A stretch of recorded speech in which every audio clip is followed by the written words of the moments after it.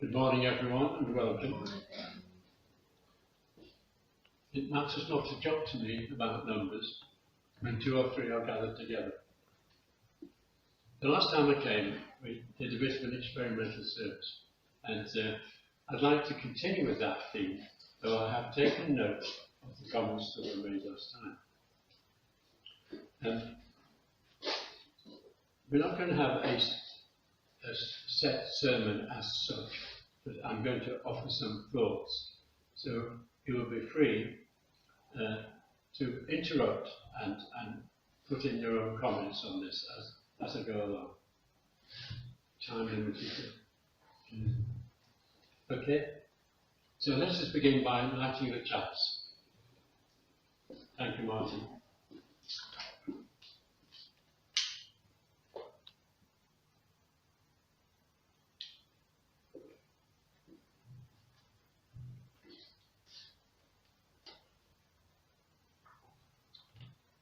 This is a flame of truth in the cup of wisdom. It began as a symbol of hope and shelter for those fleeing persecution. It continues to be a symbol of freedom for thought and freedom for worship. Thank you. I've chosen 5 hymns today. And what I wanted to do, before we sing the hymn, read through the words first. Okay, so the first one's going to be 136. I'll give David the nod when we're ready to start. But read through the words first and see if it has a message in it for you. Okay, so let's now sing this hymn. This morning we're going to have a meditation. It's a visualization. Do we prepare ourselves for this? By sitting comfortably on our chairs, feeling the body relax. We can let our eyes close if we wish. We breathe gently. And we let the eye of imagination open. And imagine yourself walking through a healthy woodland on a fine summer's day.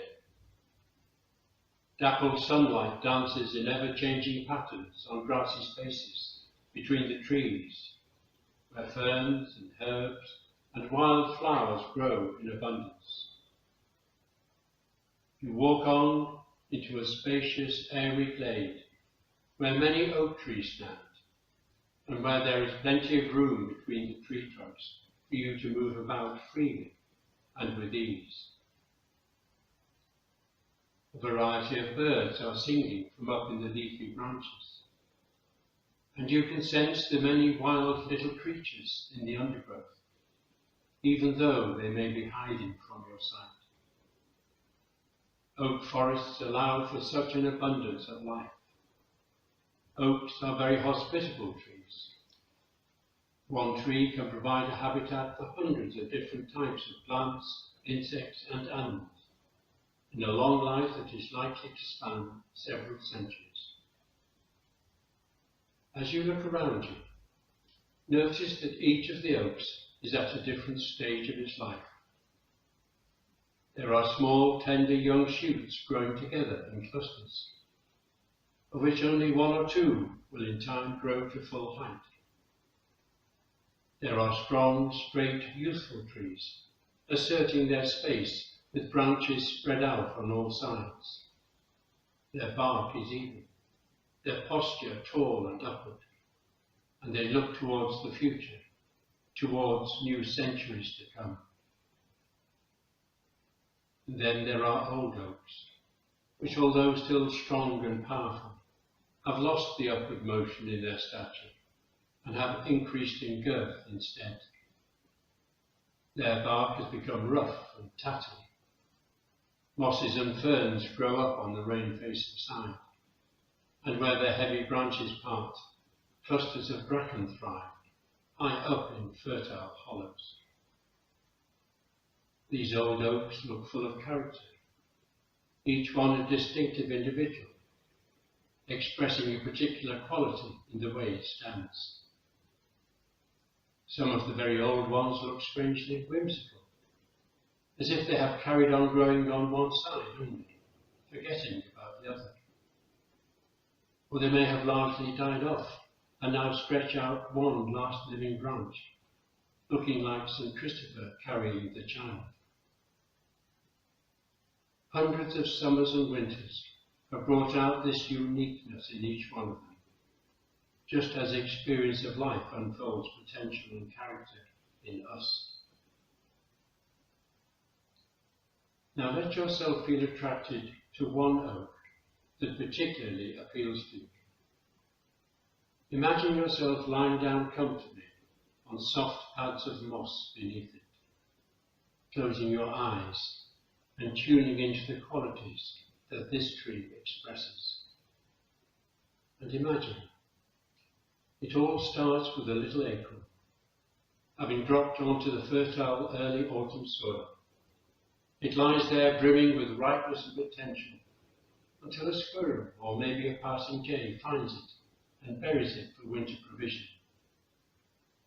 And then in the dark earth, processed and softened by rain and changing weather, and bitten by frost, it cracks open one day and tentatively sends out a tiny root that burrows deep into the cold earth, groping for support.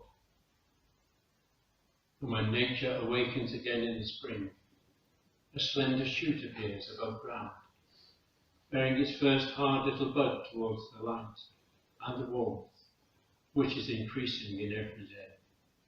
2 tiny leaves unfold, tender and almost transparent, while at the same time the root thickens and grips firmly into the earth. And once established, the little tree makes steady progress, adapting well to the cycle of the seasons. At first it grows amongst a number of sibling trees that support each other in wind and weather. But in time, most of them get eaten by rabbits or blown over or left behind in growth. An oak requires a great deal of space to grow to its full stature, and only a chosen few can succeed. Imagine what it feels like to be a young oak destined to survive, establishing lasting support far into the earth, growing and stretching straight towards the light, the future, more powerful and solid with every year, becoming this beautiful tree in your imagination. Feel the firm support in your roots. Feel your strong branches purposefully stretching out and your crown unfolding. What a relationship you have with the earth. What a relationship you have with the sky. Seasons come and go, wind storms tear at your branches, and you keep growing towards the sun that greens your leaves. You rejoice in the rain that washes them clean. Take a little time to feel what it is like to have so much time, a long, slow life spanning centuries. There is no rush, and there are no goals to reach. You just grow steadily, unfolding yourself at your own pace, accepting what life brings to you. As the years go by, you reach full height, and now you start to thicken up and grow into a shape that is a physical expression of your personal uniqueness. With each new ring that swells your trunk, you become more full of character, distinct from the others around you. You are growing into a real individual. Many birds come to nest in your branches and peck out the insects that live in your bark.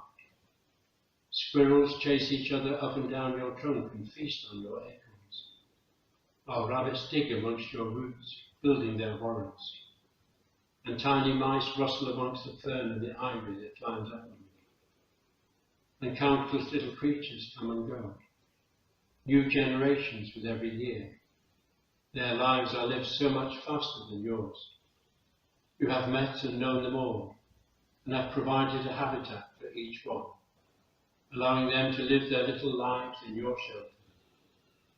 Myriads of insects, too, live in your bark, drill into your acorns or lay their eggs on your leaves.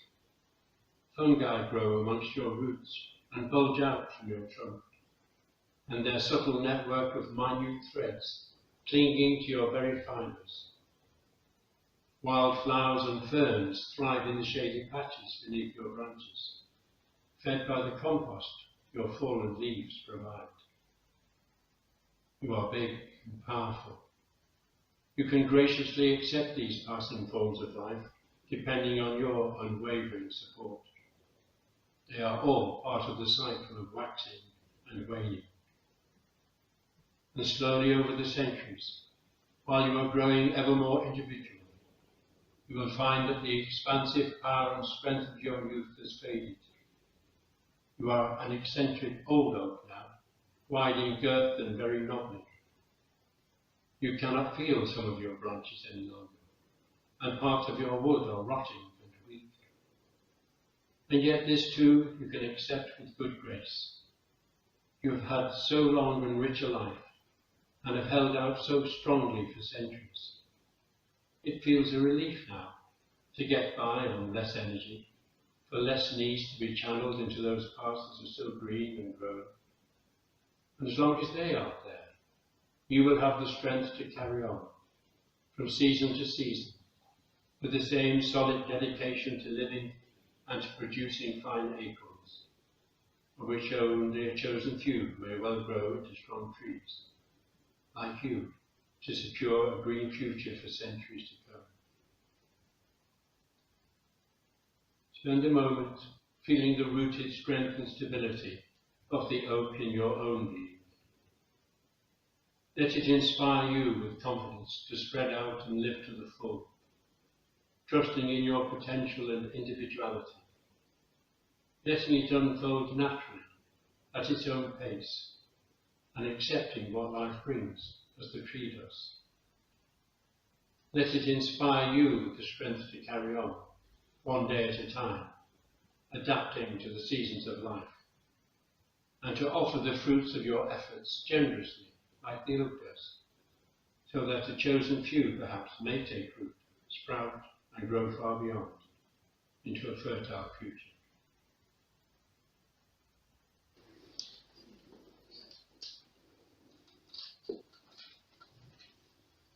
William Ellery Channing was a Unitarian or a Universalist minister in America. He used to be a Calvinist, and Calvinists believed in the election of the few who would go to heaven. And Channing thought this didn't seem right, so he became a Universalist. He said, God's love is open to everyone, not just to a few. And in this passage from one of his sermons, The Perfecting Power of Religion, he's talking about the wholeness, that religion is not something in a compartment. Religion is not something just of the mind, or just of the soul, or just of community, or just of communion. The doctrine that religion can do us good only by refining and perfecting our whole being is of such great importance that I proceed to illustrate it further. For I am satisfied that one of the causes of the limited influence of religion is the narrow conception formed of its function. That religion is a universal principle, spreading its influence through the whole being, developing every power to fullness which it could not otherwise attain, diffusing inspiration through the intellect as well as the conscience and the will, taking under its purifying rule the appetites and the passions as well as the affections, imparting fresh interest to common existence, exalting and expanding practical energy, refining and adorning social manners, adding cheerfulness as well as purity to friendly intercourse, and blessing us only by this universally enlivening agency. This is a truth not yet understood as it should be. Hence to many, religion, instead of being thought of as comprehending whatever is good, wise, energetic, beautiful, great and happy in human nature, becomes a word of doubtful import, especially suggesting notions of restraint, repression, and narrowness of thought, and exclusive feeling, and habitual gloom. I could not commend that religious life. Did I not view religion in the broad light of which I am now attempting to place it? For nothing can make us truly happy but our own perfection. And the very idea of perfection is that the whole nature of a being is unfolded in due proportion, so that the highest and worthiest powers will hold ascendancy, and all others, by acting in their true spheres, will fulfill the end for which they were given. Such universal development constitutes, as we all know, the health and beauty of the body. A man in whom a few organs only would grow would be a monster. The body is a healthy, beautiful organization only when the principle of life acts generously through all its parts, expanding all in a just degree, so that each contributes to the vigour and symmetry of the whole. Such an organization we call a perfect body. And so the perfection of mind consists in well-proportioned activity and life, through all its faculties, affections, desires, powers, whereby they all grow up into one harmonious whole. In my childhood, I had a very structured life. I went to a boarding school. I went to boarding school from the age of 6 until 16. And when I left, all I wanted to be was a free spirit, free of all the restrictions. Then I had to go in the army, and its discipline and its modus operandi, everything had to be done to a pattern, and it still is. But I still wanted to be a free spirit. And then I joined a TA regiment when I came out of the army, and I lived in London, and I felt lonely on my own. The free spirit actually needed friends. And I joined a TA regiment. I couldn't be. I've been brought up with all this Christian chapel 3 times a day, and I knew it all off by heart, and I knew all the stories off by heart, more or less.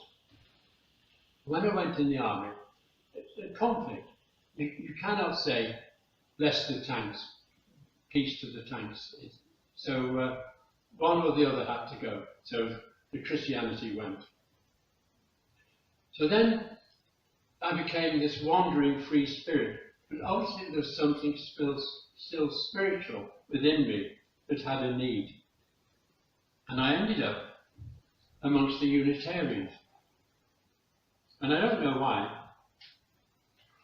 The only thing I could say about the Unitarians that I joined, that I just felt I was with my own tribe. I felt comfortable in their company.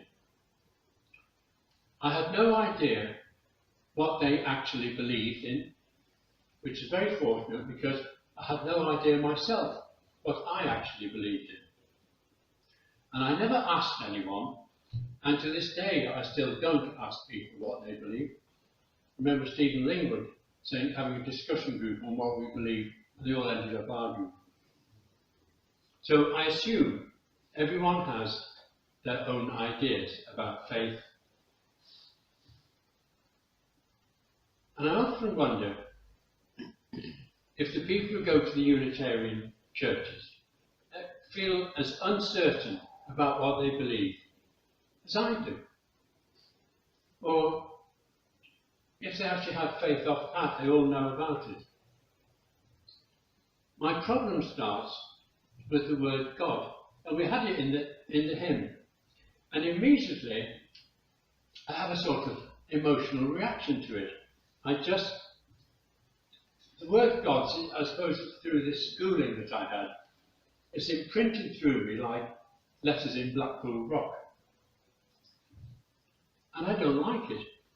I associate it with the the God of the Old Testament, and the one really that I was brought up with, this fearful, ever-watchful demagogue who would happily strike a whole nation dead, strike a tribe dead, or bless this person and curse that person. I had no time for that. And the other thing was, if I prayed, did it make any difference? No, not often. So I'm a wandering Unitarian. And I ended up thinking, I'm a wandering Unitarian, I'm out in a spiritual wilderness, and I have a faith I can't quite put words to.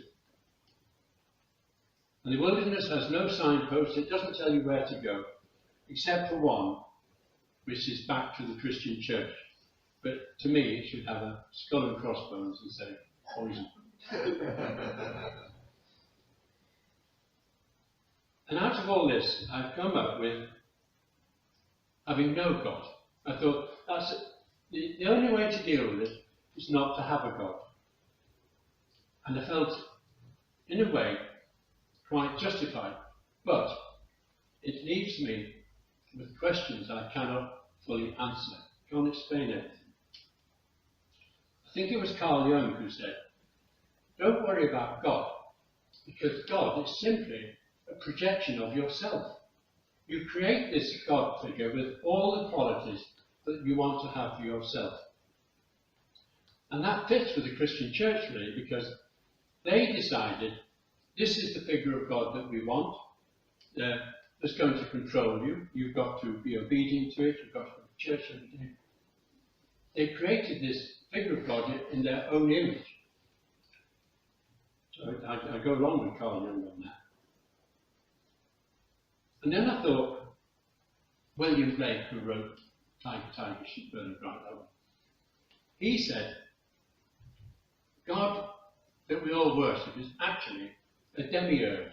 He's some sort of junior in the system who was left to create this world. And he basically made a mess of it because he gave to people selfishness. He gave them all the negative attributes. Selfishness, greed, the warring mind, the need to fight, the need to control. And the world will always be at war because it was created by this demiurge who was inefficient. An inefficient young god who made a mistake, being given license too early. And then I thought, behind this, there was actually what I call the ancient God, and far, far remote from this earth, not actually interfering in it at all. Let this demiurge get on with that. But what he gave to humanity were these qualities of love and compassion and care. DNA, because it comes from this ancient God who is far back beyond this demiurge that we all rush around our cathedrals to. And it's that quality of the ancient God which can awaken in people, which makes them help when there's a tornado or a storm, or if someone's in trouble, or they see someone begging. It's that ancient God DNA that comes to the surface. But the problem is, it has to be found. And most people, everyone has it, but not everyone uses it because these ancient DNAs are overpowered by the demiurge DNAs. So we have to find it. And the other thing about God was, where does the woman come into it? Because in the Jewish tradition, in the creation, wisdom, Sophia, was created as a female entity. And in a lot of traditions, the female aspect is strong in the world, except in our patriarchal societies, we shove that to one side. But this female aspect of wisdom is also part of our DNA. So in our macho world, we try to express it. You know, it's not going to make me cry, even though I'm upset. And there are characters that come through history. In our Bible stories, we have Mary, the Mother of God, a very sort of distant, loving character, and Mary Magdalene, who was the much more the dynamic type of female character, who she'd be the one who'd wash the feet and embalm. So, in this sense of the ancient God, I think we carry, we carry both the male and the female old God within us, so that we do have the emotions of love and care as well. Where I get stuck in these wonderful definitions I have is, how is it that some things happen which you can't explain? So I haven't got a God, and yet something will happen. You think, oh, that's odd. Almost as if it's come from somewhere else. We were talking earlier about Mozart and his music. Mozart said once, I just write it down, it comes out of the universe into my head, and I just write it down. So it's as if there is a universe out there which is we can be part of spiritually. And are there angels who help us? I don't know, but I like to think there are. And sometimes you see all these white feathers on the floor. I do say hello, angel, to it, just in case. But quite often you can feel help in your life, and you can't explain it. And the other thing is synchronicity. How is it you can have these remarkable coincidences where you think, that was meant to be, surely. That I was thinking about this person, there they are. Synchronicity. I came to the conclusion that we're spiritual beings, and that we're half in this world and we're half in the spiritual world. But more often than not, the part that's in the spiritual world is not awake.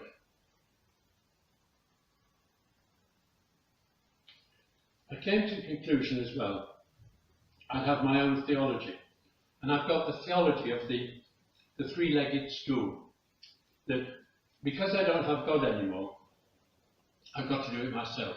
So, not that I'm going to wipe out the Israelites, and I'm not going to do anything like that, but in my attitude to life, I've got to be aware of the needs of humanity. So I've got to live in the world, hopefully, with love and compassion. I've got to be aware of the earth as nature's gift to us, the home on which we live. And I've got to be aware of myself. I have to be a healthy, balanced, free-thinking individual. So those are the three legs of my three-legged stool. And I think the spiritual part is, we have to imagine we have this at a material level, the way you live your life, and it's a spiritual life, at a spiritual level, about how you connect with this great universe out there.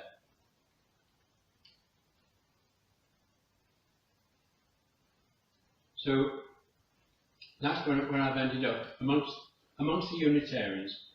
I thought I'd mention in closing that the Unitarians have always tried to come up with definitions of who they are. When I first joined, one of the popular sayings was, Unitarians means one God, no devil, and 20 shillings in the pound, that we all existed by reason. And then the next one was the Unitarians came up with an object, because they had to be a charity, they had to have an object which satisfied the Charity Commission. And it said, to promote a free and inquiring religion through the worship of God and the celebration of life, the service of humanity and respect for all creation, and upholding the liberal Christian tradition. What I like about that was, No one wanted that, but apparently they put it in because the Charity Commission insisted on it. But they then follow that with a caveat that encouraging uniting fellowship bodies which uphold religious liberty, affirm the liberal religious heritage, and learn from the spiritual, cultural, and intellectual insights of all humanity. So this is what we believe, they said, but actually we believe it in our own way, in a nice, free way. And then I thought I'd share with you the Unitarian Universalists. They have 7 principles, and if you join a Unitarian Universalist church in America, you'll be asked to sign up to these. The inherent worth and dignity of every person. Justice, equity, and compassion in human relations. Acceptance of one another and encouragement to spiritual growth in our congregations. A free and responsible search for truth and meaning. The right of conscience and the use of democratic process within our congregations and in society at large. The goal of a world community with peace, liberty, and justice for all. Respect for the interdependent web of all existence of which we are a part. That's not bad, really, is it? It's not quite there for me. Is it quite there for you? Then I came across one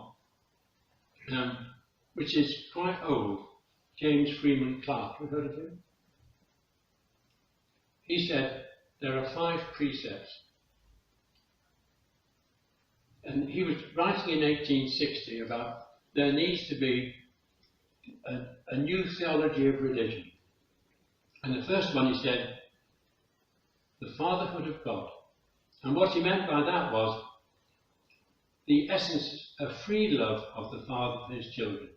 Not someone to worship, not someone to be controlled, but as we love our little children, so we should visualize that God. And the second point was the brotherhood of man that he wrote, because he wrote in 1860, so it should be the fellowship of humankind.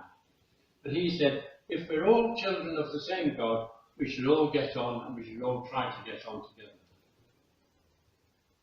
And his third point was the leadership of Jesus, not the worship of Jesus, the leadership of Jesus, and to be inspired by the teachings in the New Testament.